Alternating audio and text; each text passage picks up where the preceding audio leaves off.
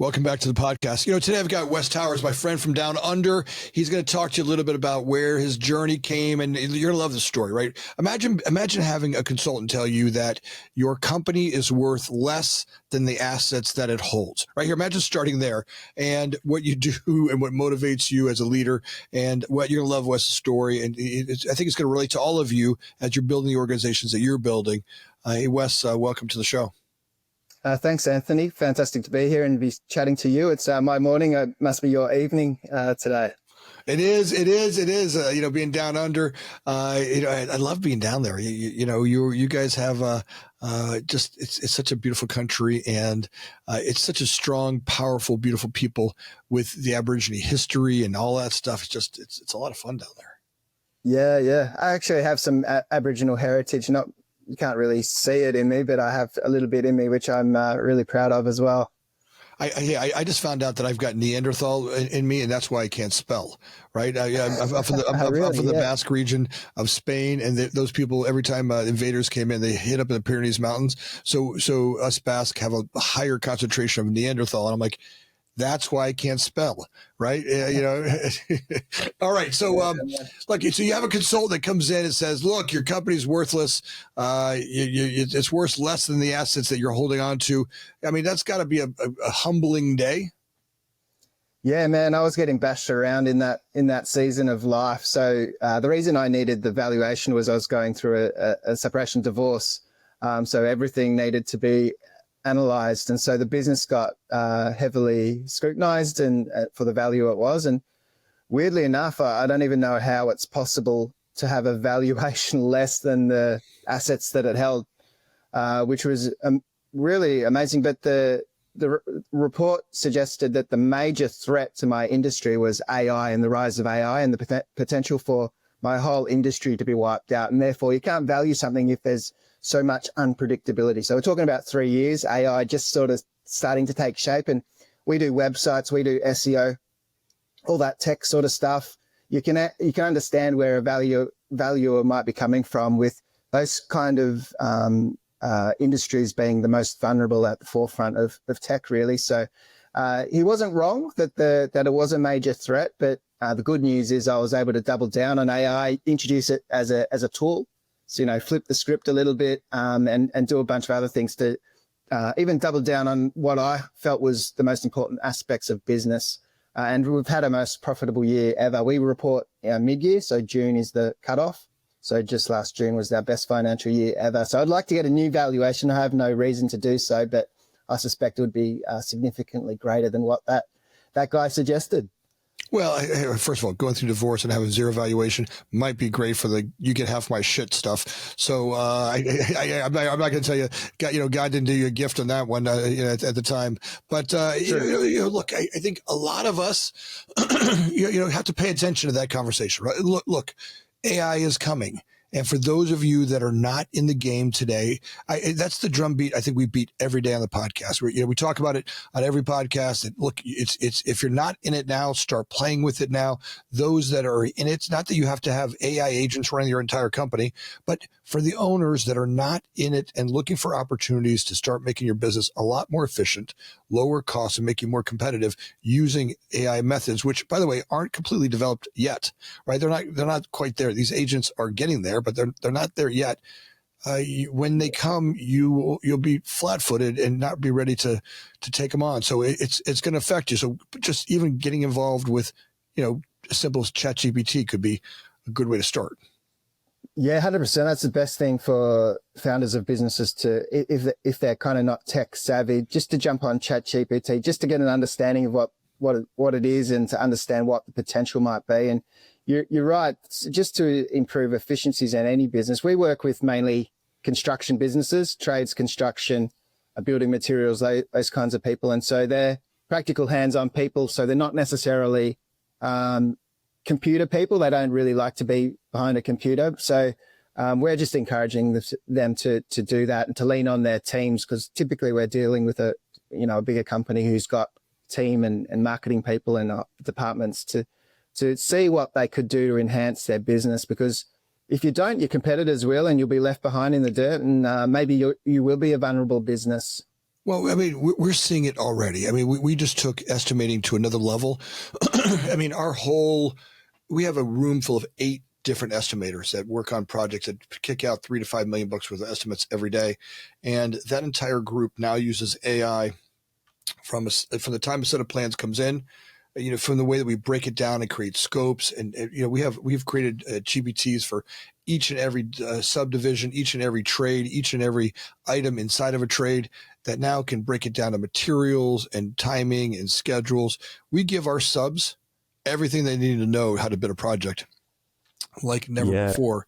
And that's all from, starting with real simple AI stuff. And one of our estimators were like, this is a really painful process. When we get a set of plans, we bring them in, we break them down. We've got to put together scopes and takeoffs to get them out to bid for everybody. And for each set of plans would take a room full of 8 people, 2 days worth of plans. And that was a bottleneck in our business. Right. So for those that aren't thinking this way, and especially in the construction world and the trades world, right, it's an easy one to pick up. Just because you weren't born a computer scientist, now's the time to start playing. Because if I know you, if you're listening to this podcast, you're trying to grow a business and be profitable, and that's what it really means. AI really means profitability. Yeah, that efficiency that you can improve just by, as you say, that. I mean, I know a guy who specializes with software, heavily customized software for cleaning companies and the like. And they're able to roll out updates because of AI so much faster because their developers can use the tools and techniques to roll out updates at a rate of knots never seen before in their history, and no other company has been able to do it. The new challenge is because it's updating so fast, their support techs don't know what has changed. They just can't keep up. So when someone calls to say, hey, where's that button to do that thing? They go, oh, maybe, I'm not sure because it's moved and it's changed. New challenges, but exciting and terrifying times really for every business. And it's sometimes if we get frightened by something, we try to avoid it, but that's definitely the wrong thing to do. If you're fearful of the tech, that just means you need to bite the bullet and focus on it a little bit more because there's probably something in there that's worth introducing to your business. Well, especially my friends, they've been in the business for a long time. A lot of these guys are like, hey, I'm not going to get it in AI. I'm going to retire before it kicks in. I'm like, bud, you're not going to make it. AI is kicking in right now. This next 3 to 5 years is really, or next 2 to 3 years is really a game changer. If your business wants to be around the next 3 years, you got to be thinking this way today. And by the way, once you get into it, it's exciting, right? Imagine the things that your team can do, even though your brain is tired of changing. It's going to get exciting. It'll make you healthy, right? It'll give you another 10 years of your existence. I mean, imagine being able to run a business where I mitigate risk through AI, right? And that's really what happens as we get older. The risk gets exhausting. Right? Yeah. Right? When we start looking at going, I would like to retire with some money. And so you start playing defense rather than offense. If AI can be your defense and you can continue to be offensive, that's what you want to be looking at, right? It's really your opportunity to be looking at, growing your business with less risk because of AI. Yeah, that's so true as well. And I was at a construction industry conference. We were actually sponsoring it, so I had a little stand in. But I sat in on one of the sessions, and because it was about AI and how it's going to transform construction industries and what it's doing now, so it's more the process and systems and so on behind the scenes. But they showed some videos of some pretty fascinating robotic technology. So they had one controlled here in Australia, but it was somewhere in the world. I'm not sure. It might have been in the States. I'm not sure. Might have been Canada, actually. Anyway, they were controlling the bricklaying from Australia by these robotics. And I thought, man, they were just showing it as one demonstration for the industry to realize, hey, things are changing. You better just have an open mind. I mean, obviously not everyone's going to be laying their bricks like that right now, but we can see where it's moving to, and we can see what the potential might be for every industry. So once upon a time, when the first AI was coming out, all people would say, oh, well, it's not going to replace me as a plumber. It's not going to get under the sink and fix the the taps or what have you. But yeah, we can see maybe it will, maybe eventually it will. And so what does that mean for your business? What value can you bring in? So for me, I decided to, yes, let's use the tools and tech to improve efficiency, to build websites, search engine optimization, all that stuff that we've always done as the outcome. The outcome is the same, but it's freed up a bit of time for me to do what I do and love, which is the human connections, to build relationships with the clients, to be in front of them and to understand their needs to a greater level, because I can invest more time with them, and anything that humanizes the brand as well. So to get my message and my image in podcasts like this out there, those sort of touch points are really valuable, because that human element is really relatable. Some people might not like me, some people might, but if they didn't know me at all, it wouldn't even matter. So to get my message out there as a founder, I think that's really a distinct advantage for founders who are prepared to bite the bullet and put themselves out there publicly on all the social media platforms, online, everywhere you possibly can. We call it search everywhere optimization, because there's just so many opportunities out there. I think they're going to be the winners, to be brave and put yourself out there and get your message out there. I mean, look, people are looking for that. I mean, people are looking for leaders that are standing out there. They're most of us are mind-numb, scrolling monsters. I mean, look, I just left a group of people that work for me, and I walked in the room, and half of them were on their phones scrolling. I mean, it's 2:30 or 3:30 in the afternoon. You can tell a little bit of fatigue in the afternoon. So what do? When we get a little tired? We take a hit of social media, right? I mean, here, I said to them, guys, you might as well just back in the 80s, at least we could chop a line out on the table and snort it, right? And get a little bump out of it. But you can't do that anymore, nor do you want to. But, that's, you're doing the same thing. Look, social media has become the drug of choice of today's people, and we can't see that, right? Most of us can't see our own addictions. We can't see that. But if we gave our phones to our, Wes, I mean, here, imagine I gave this phone, my phone, to your grandfather. Just imagine what his face would look like when he got your phone and go, or your great grandfather. Right? Just imagine. Where was he at? Where's your great grandfather from? Well, my great grandfather, he'd be from China. So I said we had Aboriginal heritage, but rural Chinese farming, I believe. So there you go. So here, just imagine you're on the farm in China, and you walk up and you hand this little plastic thing of the gods to your great-great-grandfather, right? And just imagine what might that experience look like to them, where, imagine trying to get a hold of your grandfather back in the day, right? If you want to get a hold of your grandfather, you probably had to get a hold of your grandmother, because she was probably home, right? You'd have to go by the house and meet the grandmother, right? My great-grandfather was a carpenter. And if you wanted Antonio to work for you, you'd have to go by his house. You have to sweet talk his wife, Anna. You'd probably sit down and have lunch and spend 4 hours bullshitting with her, right? And then she'd have to talk her husband in at night to stop him by your house in a month or two to come do your project, right? I mean, just imagine it, right? Just the time today. Yeah. The speed by which our cell phones and communication tools come at Antonio would blow his mind off, right? The ability to have. Where you and I are doing a podcast right now. I just walked in and out of a room full of people that are doing $3 to $5 million worth of construction every single day. That would be an impossible task back then. And yet human beings right now are all doing it. All of us are drinking off this fire hose of amazing amount of growth. Yeah.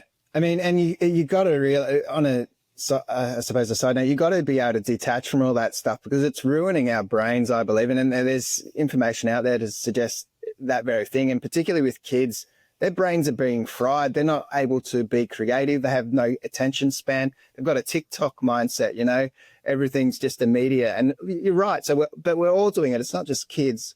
We're killing so much time on social platforms, just wasting time for that little bit of dopamine buzz, kind of like snorting a line. It's kind of looking for that dopamine, and because it's just continual and there's no turning it off. I mean, people don't. If some people, if they had lines of cocaine in an infinite amount, they would just never stop. But most people stop because there was a finite amount that they could get their hands on. So the social is different to that. I mean, I believe as founders, we should be focused on getting our message out there on the tools. And if people choose to consume however they choose to consume, but we don't need to do it ourselves. I mean, some aspects we do. We need to do the recording of the video if it's that, but use people who are experts in their field for your marketing to syndicate the message far and wide for you. You don't need to be on the platforms yourself. Have a team to do these sorts of things for you. Well, stay conscious, right? So let's talk a little bit about some of the social media stuff that you're doing to get your personality out there. Are you talking a little bit about as founders and owners, you're trying to build an online personality? Are those shorts, clips, ideas, thought leading stuff? What are the things that you're doing with the people that you're working with to help them become a personality online? Yeah, well, there's all sorts of different ways of doing it. So one example was, it was a really difficult client to start with, just because I couldn't grasp what he did. He did a really specific thing in a niche that I just couldn't understand, and he wasn't like a really big wordsmith, so to speak. So he didn't really want to spend time to explain it. So in the end, what we did was get him to video his projects while he was working on them in the trucks and moving around and doing the stuff. And all of a sudden I could see, oh, that's what he does, and that's why he does it. And that's the outcome people are trying to achieve, and the benefits and the locations he's serving in and the types of clients and all that stuff. I could see he was explaining it. He's swearing and cursing and just, that kind of guy. That was him. That was his personal brand. That's how, if you book him, he's a small business, micro business. If you book him, that's how he is. So best you understand him before you meet him. So he started publishing them on YouTube, really, really rough and ready videos, but really worked well for his niche. But from those videos, we were able to understand what he does. So we were able to produce content off the back of those for his website and attract, traffic, attract visitors, grew his traffic phenomenally off the back of that. So we would take one video, which is pretty short usually, convert it into a case study scenario and effectively we published it to his blog. That grew traffic. He had something new to say all the time. From that, he was able to repurpose the blog into social media posts. So he did that on his own side. He's got a small team of people to do the social. So from one crusty video that he would do as he was working, posted to YouTube, bang, he had a series of content and information. And all of a sudden, everybody knew what he does because we could see it and we could understand it and talk about it. So those kind of little wins to streamline into your day-to-day business, if you can, phenomenal. Others are just doing photographs of before and after, in the construction industry, if it might be a renovation of a property. So there's really great befores and afters oftentimes in things that are the building, something's visual, tangible, of substance. We need to be able to communicate that in an effective way, and imagery is the best way to do that often. You know what I'd like to do right now is I've been doing a lot of videos about so like I've got the before and after stuff. I think that's great, and I think it's a great one to do.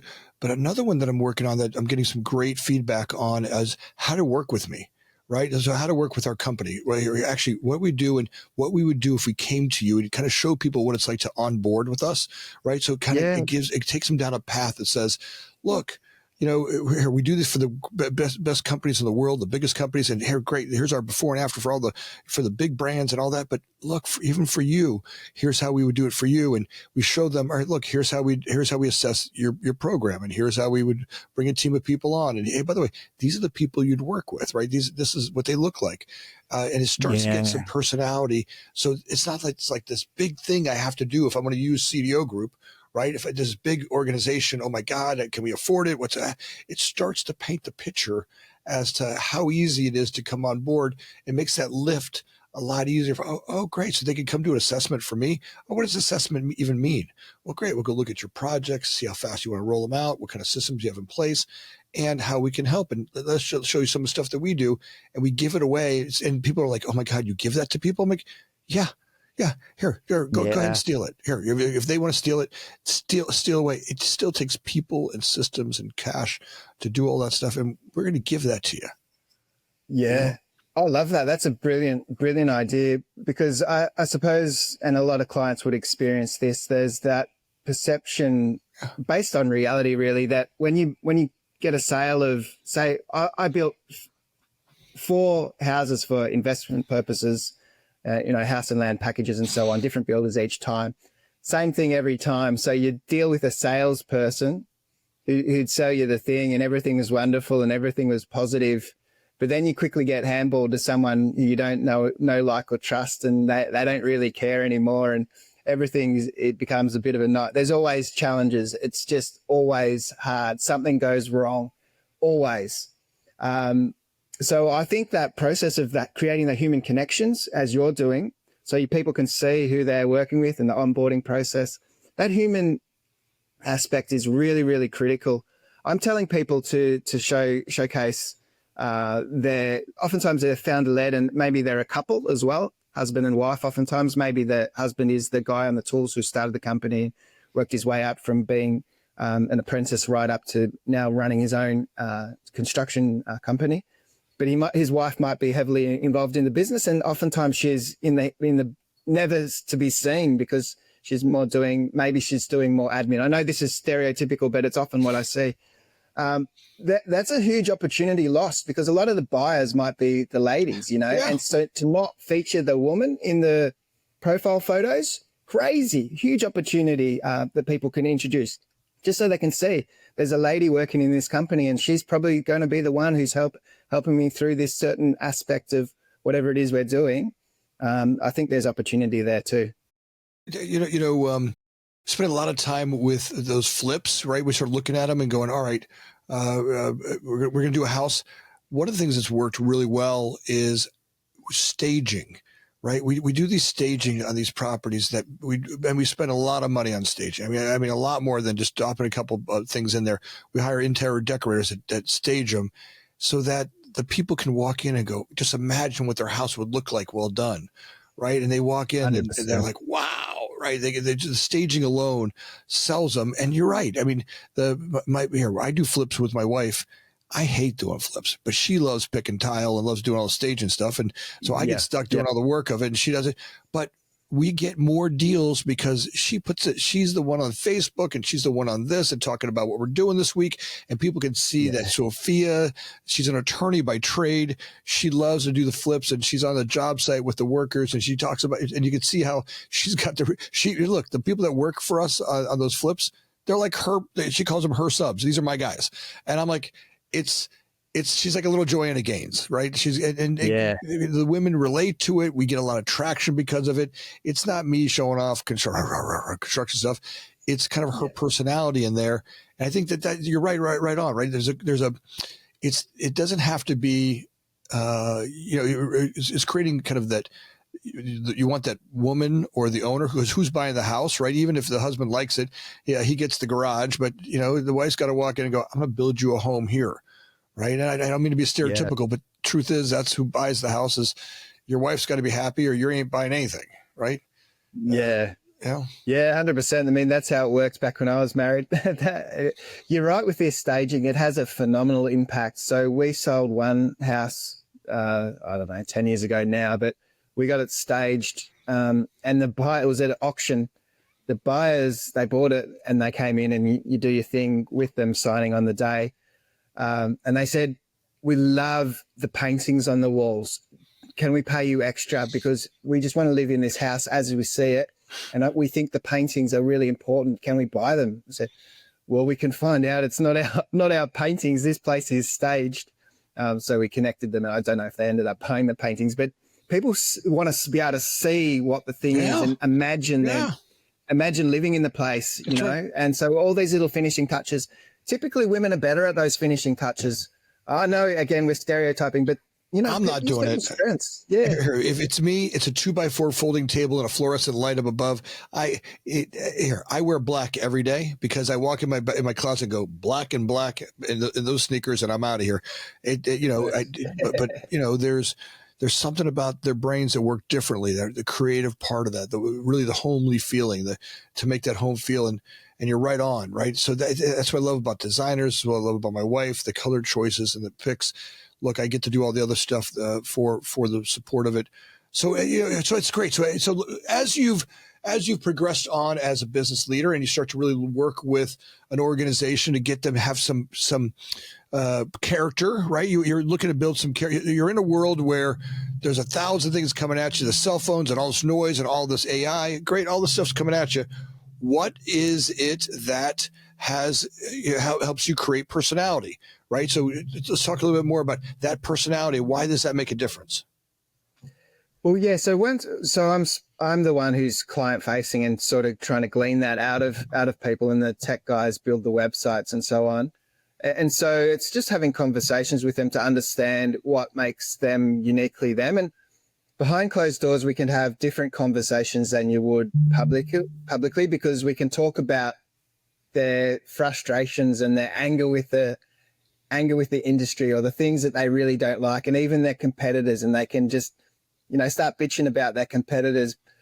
I find that they find that easier to communicate those frustrations more than the positive, which is the inverse and the opposite of that exact thing. So the quickest way to understand what makes them tick is to understand what they really don't like. So we have those conversations, and then we flip it around to a positive angle to focus from their perspective, to focus on the things that they do best.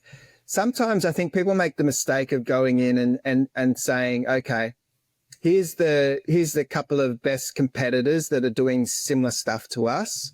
How do we emulate them because they're the leader, and do what they're doing, to copy what they're doing? I think it's the wrong process, because it's very difficult to be a better version of them than they are. Yeah, that's right. But to focus on the things that they're doing wrong, and to find little chinks in their armor, because they're unique to you and they can be your strongest selling points. So you might end up with completely different philosophies about how to get something done. You mentioned it before, like you share your videos and your processes about the onboarding and so on, and someone might steal that. Well, they can try and steal it, but they're never going to be you, and they're never going to bring it with the real authentic nature of who you are. They can try and emulate you, but they're never going to be as good as you. They might be better in some other aspect, in another niche and type of client will be attracted to them, and some will be attracted to you. So that's really the thing, to focus on the differences and to build strength into those differences. So that's what we're trying to communicate. And we do a lot of blog content writing for them. Once we get their voice bedded down, so exactly how they talk, how they want to communicate, so it's always consistent, that's really important. And particularly with AI, because we can produce content fast, but it's not necessarily on point, on brand, uniquely theirs. So the voice, how they say something, but their unique message. So they're the really unique aspects and points of view that they hold that might be different to everybody else. They're really the thing you need to focus on, because you can publish masses of content so fast, you can have it written in it, but it's just the average sum total of what everyone else is saying. You want to be unique, you want to be distinct, you want to be compelling, and they're the things that make you different in your industry. It is amazing. So the content creator in my group, Jonathan, you met with him earlier. He just created an AI voice for me. So it took about maybe it was an hour of me reading some scripts and doing some stuff to get the AI voice, to really get my mannerisms, my tempo, the way I read, the way that I talk. And I will tell you now, he can kick out content like I can't imagine. Like, it was the amount of content that we're kicking out. We could do 3 to 5 posts per day on every platform, and we have so much content today. It's we're trying to get better at the putting out there. But I think, look, you can get all over the internet, and you can start to attract with the keywords and stuff that you can put in those posts to really gather another audience, right? To continue to grow that and I've watched the podcast, for example, grow. We've got 1,000, 2,000 people a month that we're adding on to the group. I'm like, okay, that's working. The consistency and the content. So I think there's where, for those who are out there building that personality, use the tools of AI to help. It's not a big lift like it was, 5 years ago to make content. It was like you had to get an editor and you had to do this. Today, you can go chop up videos in a few minutes. You can AI the content, create the content, really get the system itself to put, pictures and backgrounds and stuff to it, and have your AI voice, do a voiceover on it. I'm like, ha, go for it, kid. So Yeah. It's magic, isn't it? The things you can do. And so people sometimes are scared just to put themselves out there because they think they might look silly, or, they're worried. Those sorts of fears hold people back. I mean, if it's terrible, no one's watching it anyway. The social platforms know just to end up burying terrible content. I think you've got to be brave enough to be terrible when you start as well. Look, we're all terrible. And by the way, we're all uncomfortable. And even if you make something so terrible that someone laughs at you, it's content, right? It's kind of like, we're all afraid that we're going to put the one content out that, reminds us of when we were a little boy and someone made fun of us, right? It's essentially the biggest fear I think we all have, right? So, and the curious thing, sorry, go on, I cut you off. No, go ahead. The curious thing with you mentioned chopping up the content. So sometimes the little tangents, like I mentioned, I went through a divorce. If that was used in a reel, typically, and maybe it's on TikTok, I'm not saying I will, but if that little segment was put on TikTok, TikTok's smart enough to realize who might be interested in that combination of construction work and divorce. All of a sudden, it knows all the people who are following that stuff, and it's going to show up to the relevant people, all the divorcees who are running construction companies. That's magic. Who can do that targeting like that? Well, they can. So maybe there's only a dozen people who look at it, but they're super ultra targeted, So those little off the cuff comments often do really well in social. Yeah, you don't have to be everything to everybody, and it's okay if you end up with 12 series, but they're the right 12 people. You only need one of them to become a customer. Yeah, and it makes 100%. It valuable, right? I mean, and that's it, or build a relationship, or want to talk to you, or I think that's more of what happens is this creation of content creates relationships, and ultimately, isn't that what makes sales? Yeah, 100%. Yeah. We like to buy from people we know, like, and trust, and that first knowing bit that people have got to know you to start with. So get yourself out there. So how do you start to build trust and a reputation in long-term relationships with? Yeah. So with the practical thing with a client to spend the time with them to understand their needs. We had a challenge with Google not sending as much traffic to websites anymore because the AI overview, the answer is there. Therefore, there's less need to go to a website to get the answer. And so we were doing SEO for years for clients, and all of a sudden traffic, instead of improving month in, month out, was starting to diminish. So we had to have those conversations of why that is. So having the strong relationships to then they can bring up the concern, hey, why is our traffic going the wrong way? We can have that conversation and explain, because the relationship is strong. You can lean out on that trust element, because it did take a bit of explaining. So less traffic, therefore less need to visit a website, therefore less traffic, but it didn't mean less sales at the end of the day. So what we found was people were researching by other means and consuming different information, but it might be gleaned from your website. But when they need to buy something, and particularly a significant transaction, they're going to do one of two things: that visit your shopfront if you've got one, or visit your digital shopfront, and probably both if you've got both. So your website is your shopfront online. So people are going to go there, check that who you are, who you say you are, look for trust signals. So anything that you can't artificially create. So your qualifications, your authenticity, Google reviews, any reviews that can't be doctored. I know people try to doctor these things sometimes, but it can go horribly wrong. Anything like that can really build trust in your brand, because there's so much lack of trust these days. I think trust is quickly diminishing online. That's awesome. Well, I got to tell you, as we start to build trust, as I'm a construction company or a trades company, and I want a brand like you to come in and really help me do this. And you work for companies around the world, don't you? Yeah, absolutely. Yeah, we've got quite a few internationals, mostly Australia, because that's where we are. But that's not really important. We work online, so anyone really. That's awesome. If they wanted you to come, if they want you to come work for them and start to build on their social content and really start to build their online presence and awareness, how do they do that? The easiest thing would be visit our website, uplift360.com.au. From there, if someone's ready, they can book a meeting. But there's also the social media there. You can connect with me, even personally on my personal LinkedIn is there. I'll connect with anyone who reaches out. It's awesome. And I'm going to put all of that link right down here below, right down there. There'll be the link.